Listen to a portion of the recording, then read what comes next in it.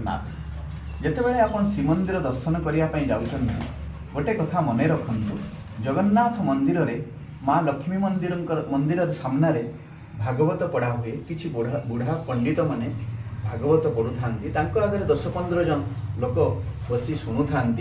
माँ लक्ष्मी मंदिर मध्य लक्ष्मी पुराण पढ़ा होता है, केउठारे रामायण पढ़ा होता है, केउठारे भागवत पढ़ा होता है।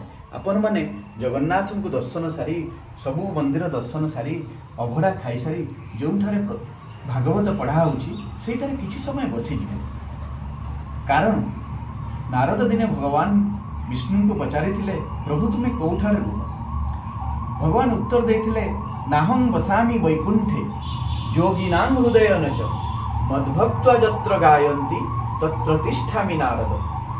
हे नारद मु सेठारे वास करे, मोर गुणकीर्तन जोठारे हुए, मते जोठारे भगवान को जोठारे स्मरण करा जाए मु सेठारे वास करे।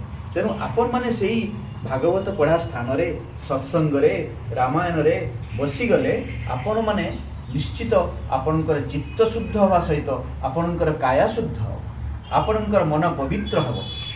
जो मोबाइल आमे कहतु आमे इंटरनेट खोलीदेले ऑनलाइन हो गलु, नेट बंद करदेले आमे ऑफलाइन हो गलु। सेमिति भागवत रामायण सत्संग जगन्नाथ मंदिर जोठारे होउछि जदि आपण किछि समय बसीजिबे आपण डायरेक्ट कंटाक्ट होइजिबे जगन्नाथंकर सह।